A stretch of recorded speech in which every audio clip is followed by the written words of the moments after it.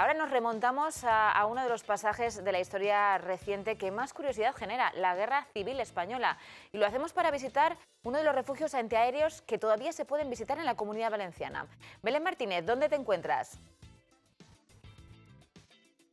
Hola Raquel, pues me encuentro en el refugio antiaéreo del Ayuntamiento de Valencia. Resulta curioso encontrar espacios como estos que desconocemos y que nos recuerdan nuestra historia más reciente. Como bien dices, aquí podemos visitar el refugio. Estas son las escaleras por las que muy pronto conectaremos y bajaremos para que nos expliquen una voz experta toda esta historia que alberga este refugio. Un refugio por el que pasaron más de 700 niños allá por el año 1938 en plena guerra civil. En unos momentitos te pido paso y te contaremos toda la historia que recoge este refugio.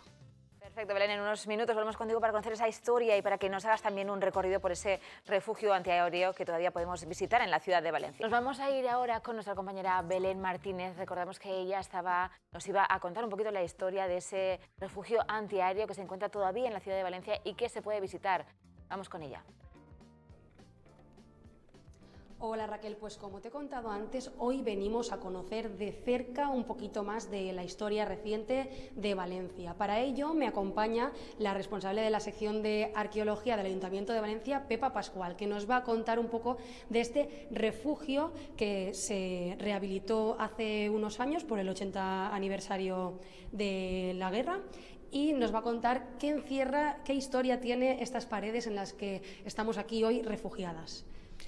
Pues buenos días. La historia del refugio del ayuntamiento, pues lo primero que hay que decir es que es un refugio escolar, porque el ayuntamiento pues estuvo, aparte de las oficinas municipales, durante un cierto tiempo convivió con un centro escolar creado por el arzobispo mayoral. Y entonces, bueno, pues durante la guerra, pues había un interés por proteger a los niños de los ataques de los bombardeos. Y por tanto, pues se creó en el patio del ayuntamiento, del edificio del ayuntamiento, pues este refugio escolar que, bueno, pues es un refugio en bóveda, tiene 5 naves donde se protegían los niños. Y bueno, pues lo que se hizo en el año 2017 fue la rehabilitación de este edificio que antes estaba utilizado como almacén, y lo que se hizo fue recuperar el aspecto que tendría este edificio en origen. Y como podéis ver, pues son naves con bóveda y con las paredes pues que tenían perforaciones para acceder de una sala a otra. Como veis ahora tiene unos colores que no estaban cuando nosotros entramos, pero a partir de la intervención arqueológica y del estudio que se hizo, pudimos ver que estos colores eran los que estaban originalmente, que son el azul y el blanco en la zona de la bóveda. El refugio tenía además una sala de máquinas, y luego también tenía una zona de lavabos, porque claro, no se sabía cuánto tiempo iba a permanecer aquí las personas ni cuánto iban a durar los bombardeos. Y que, bueno, estos elementos han desaparecido, pero como decía, con la intervención, pues algunos hemos podido reinterpretar dónde estaban y cómo funcionaba el refugio cuando se producían estos bombardeos. Valencia fue una ciudad muy azotada en la guerra civil. Son más de 300 los refugios que se crearon aquí en Valencia, de distinta tipología, privados, escolares, como este del que estamos hablando. Cuéntanos un poco ¿qué refugios se conservan a día de hoy, aparte de este, que se puede visitar tanto en fin de semana como entre semana? Recordemos que estamos justo en el Ayuntamiento de Valencia, en pleno centro de Valencia. Cuéntanos un poco de esa historia y qué refugios se conservan a día de hoy también, aparte de este. Pues sí, efectivamente, como decías, hay noticias de más de 300 refugios construidos en la ciudad, o por lo menos que había intención de construirlos. Había públicos, como tú bien decías, que eran pues los que estaban en las barriadas, para que todos los habitantes de la zona que habitaban pues pudieran acceder y refugiarse en estos refugios, que es, por ejemplo, el refugio que tenemos y que se ha recuperado también en la calle de Serranos número 25. que es un refugio diferente. Si vais a visitarlo podéis ver que ya no es un refugio con bóvedas, sino con techo plano, y que era pues para todos los vecinos de la zona. Luego también había refugios en los edificios gubernamentales. Hay que recordar que Valencia fue capital de la República durante un año prácticamente, y entonces, pues bueno, el gobierno y mucha gente pues se vino a Valencia y se tuvieron que adecuar edificios, y dentro de esos edificios pues refugios para poder resguardarse. Luego también había refugios privados, porque la gente en sus fincas, aquellos que podían, pues se podían construir un refugio en el sótano o adecuar un sótano que ya tuvieran. Pero sí que hay que recordar que los refugios que se construían siempre tenían que tener la autorización municipal, del arquitecto municipal, porque no todo valía. Porque con la buena intención de intentar hacer un refugio, pues si no era de una calidad y con unas características especiales, podía tener el efecto contrario. Luego también los refugios en fábricas.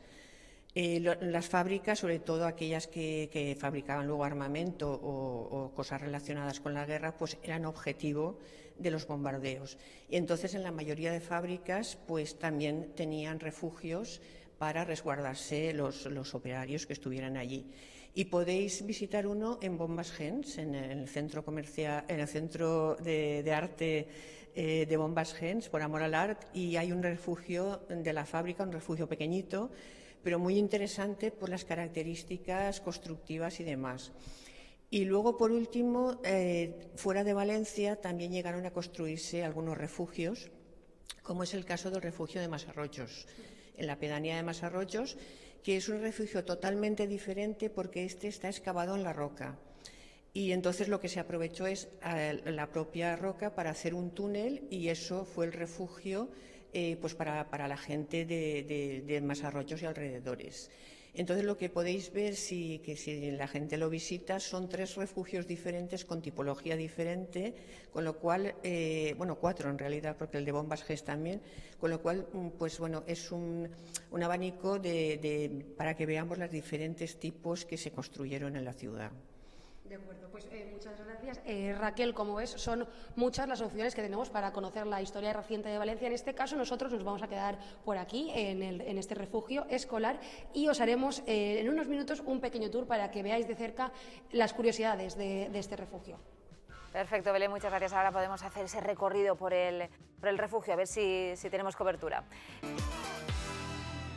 Aquí seguimos en Las Mañanas contigo y nos vamos directos con Belén Martínez a ver si nos puede hacer ese recorrido por ese refugio aéreo de la Guerra Civil Española. Vamos, Belén, a ver si nos da tiempo. Hola de nuevo, Raquel. Pues sí, aquí seguimos en el refugio antiaéreo de Valencia con Pepa Pascual, que nos va a contar las curiosidades de este lugar. Para empezar, el acceso en color rojo y con una forma especial. Cuéntanos, ¿por qué es así este acceso? Bueno, los accesos tenían que tener al menos dos accesos al refugio, por si se colapsaba una de las puertas, pues tener acceso para salir por la otra. Y bueno, la forma de los accesos siempre son en codo, en forma de L, porque era una manera de proteger frente a la onda expansiva y a la metralla de las bombas.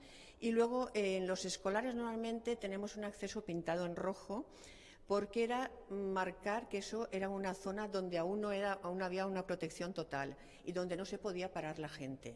Entonces se marcaba en rojo para saber que ahí no te podías quedar, aunque ya pensabas que estaba en todo el refugio, tenías que avanzar y entonces entrar ya pues a las naves o a la zona de las salas donde sí que había una protección. Aquí no están los bancos, pero se ha marcado en el suelo donde irían los bancos donde la gente se sentaría. Y luego, pues también, como decía antes, a partir de la investigación que se hizo, pues hemos ido recuperando algunos elementos que habían desaparecido, pero que son fácilmente reconocibles y nos ayudan a comprender cómo se vivía dentro de estos refugios. Estos sitios están hechos a contratiempo por la situación, por el contexto histórico del momento, pero En este caso sabemos que se pudo construir unos 6 meses, pero aún así observamos una estructura muy robusta, evidentemente está creado para proteger de bombardeos de una guerra. Cuéntanos las curiosidades de este techo, porque vemos esta estructura, pero hay mucho más. Efectivamente, nosotros vemos la parte interna, pero sobre estas bóvedas lo que había era una gruesa capa de hormigón que lo que hacía, y luego dentro de este hormigón lo que se hacían era poner diferentes celdas en la que se rellenaban con arena o con algas para así amortiguar el efecto de los impactos de las bombas. Entonces, por encima de nosotros tenemos una losa, pues puede ser entre 2 metros o así de potencia. En este caso, seguimos con más curiosidades del lugar. La ventilación es muy importante. Este refugio podría albergar hasta 700 niños. La ventilación también está pensada, tiene un sistema eléctrico, un sistema manual. Justo tenemos por aquí algunos de los elementos de ventilación para este refugio. Cuéntanos un poco su historia también. Efectivamente, como dices, había una sala donde estaba la maquinaria, que la podemos ver al fondo, donde estaba pues un generador para poder dar electricidad y también pues ayudar a la ventilación del refugio. Aquí se pueden ver las marcas de donde iba encastrada toda esta maquinaria. Y claro, lo que podía pasar es que durante el bombardeo la electricidad fallara. Y entonces tenían un sistema manual con manivela, que te podéis ver ahí en el dibujo, y que entonces se hacía de manera manual. ¿Cómo circulaba el aire por dentro del refugio? Pues por debajo del pavimento salía después a unas rejillas que hay en las paredes y que conectaba con el exterior, de manera que se producía una circulación del aire con entradas y salidas por medio de estas tuberías y por medio de estas canalizaciones. Entonces, en el refugio se ha dejado una de estas canalizaciones abiertas para que se vea cómo era el funcionamiento, y el resto es que están dentro de la propia construcción del edificio. Porque hay que decir que estos refugios, aunque como tú bien decías que la hicieron de manera rápida por las circunstancias, pues también hubo un interés en que fueran agradables, y porque no se sabía cuánto tiempo se iba a estar dentro de estos refugios. Sonaban las sirenas para los bombardeos, porque venían los aviones, y entonces la gente entraba, pero no sabía cuánto tiempo iba a permanecer. Con lo cual también pues se dotaron de otros servicios, como eran, pues había váter, porque claro, la gente, y además en un refugio escolar con niños. Entonces, bueno, esta parte no la hemos podido, no estaba la original, pero que sí que hemos podido localizar dónde estaba esa parte de los retretes, y es la que hemos aprovechado para montar ahí los audiovisuales y demás que podemos ver. Sí, en este caso ya nos vamos a despedir en este pasillo del refugio antiaéreo, pero como comentaba Pepa, este sitio tiene mucha más historia que cualquiera puede conocer, ya que el acceso es gratuito, como por ejemplo testimonios de niños que estuvieron aquí en su momento durante la Guerra Civil. Yo, Raquel, ya me despido de esta conexión, de este tour que os hemos hecho por el refugio antiaéreo. Muy agradecida a Pepa por contarnos toda su historia, y nada, nos vemos en la semana que viene. Gracias, Belén. Estupendo descubrir todas esas curiosidades.